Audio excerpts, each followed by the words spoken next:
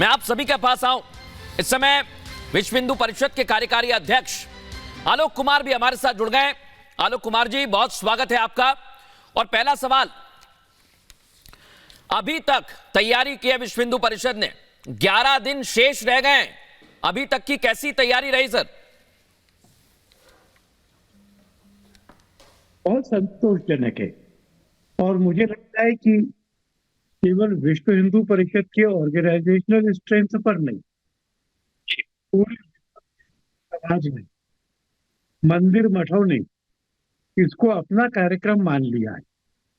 और हमारा आज का असेसमेंट ये है कि देश में 5 लाख से ज्यादा मंदिर, देश में नहीं दुनिया में, माने भारत और 55 दूसरे देशों में मिलाकर 5 लाख से ज्यादा मंदिरों में 7-8 करोड़ हिंदू समाज इस कार्यक्रम को मिलकर देखेगा।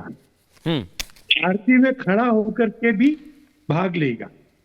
और स्वयं अयोध्या में 4,500 संत, 1500 150 मत पंथ संप्रदायों के 4,500 संत जी, उसमें अनुसूचित समाज के संत हैं और देश के हर जिले से कोई ना कोई संत आएंगे। हम ये भी प्रयत्न कर रहे हैं कि हिंदू, सिख, बौद्ध धर्म धाराओं के भी संत आए।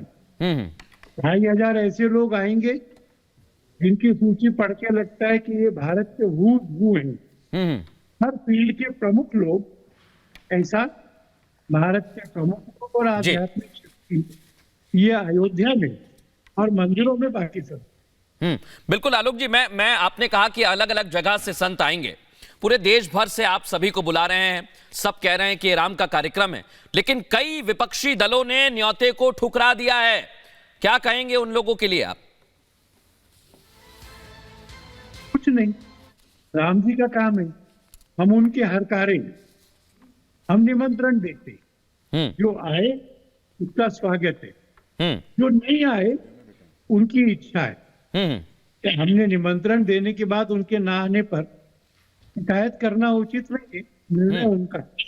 लेकिन आलोक जी, मेरा एक सवाल है, जब इतने सारे लोगों की आस्था इससे जुड़ी हुई है, कई सारे धर्मों को आप खुद कह रहे हैं कि जुड़ना चाहिए इसमें, क्या ये उन लोगों की भावनाओं के साथ खिलवाड़ नहीं है आलोक जी?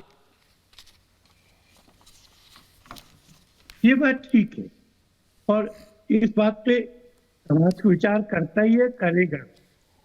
पर कभी कभी ऐसा होता है जो मुझको बहुत आहत करता है।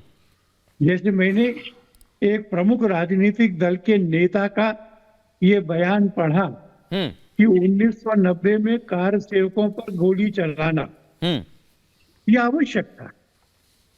34 साल बाद हमारे सीने के जख्मों को हरा करने का प्रयत्न हुआ, उड़ेदने का प्रयत्न हुआ है। सब लोग जानते हैं कि 89-90 में वह कार सेवक जो गए थे वो शांत थे, अहिंसक थे, हथियार नहीं थे और केवल राम नाम का जप कर रहे थे।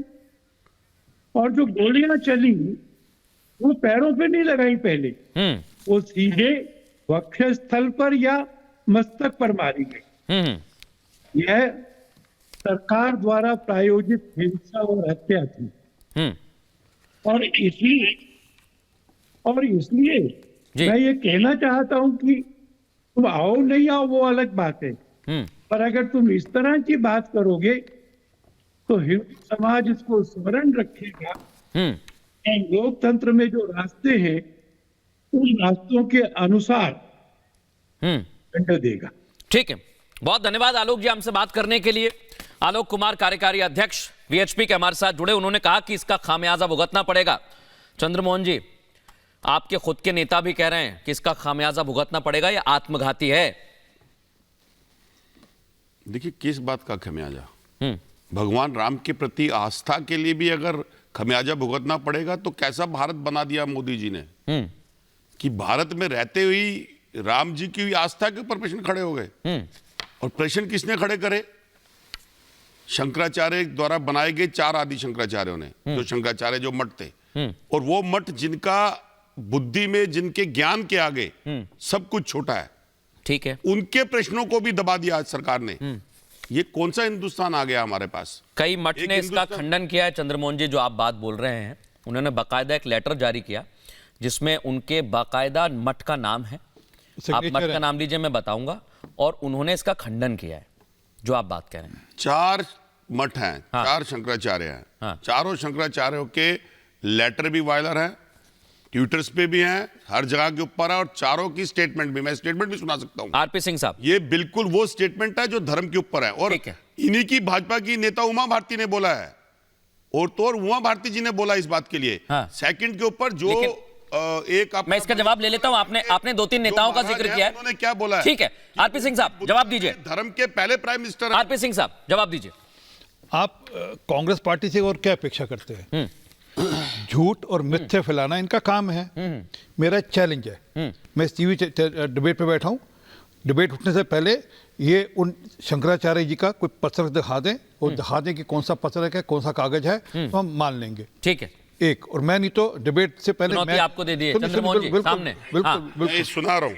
अरे एक मिनट के सुनाइए। एक मिनट पहले उनकी बात हो जाए, पहले उनकी बात हो जाए। हाँ, आरपी सिंह साहब बोलिए। आप ये नेताओं की सुना, मुझे उसमें कोई ऑब्जेक्शन नहीं, नेता की रोल बदलता रहता है। हाँ। परंतु ये कैसे, ये तो कांग्रेस की कल्चर है। हाँ, नेहरू जी ने सोमनाथ मंदिर जाने से रोका था राजेंद्र प्रसाद जी को, डॉक्टर राजेंद्र प्रसाद जी को, ठीक है। नहीं जाना। हाँ। ये तो ऑन रिकॉर्ड है, चिट्ठी लिखी उन्होंने। उन्होंने कहा कि मेरा मन बड़ा दुखित है कि राजेंद्र प्रसाद जी वहां जा रहे हैं, भागीदारी कर रहे हैं। इंदिरा जी ने गौरक्षकों पर गोली चलाई थी, तो सबको जानकारी है।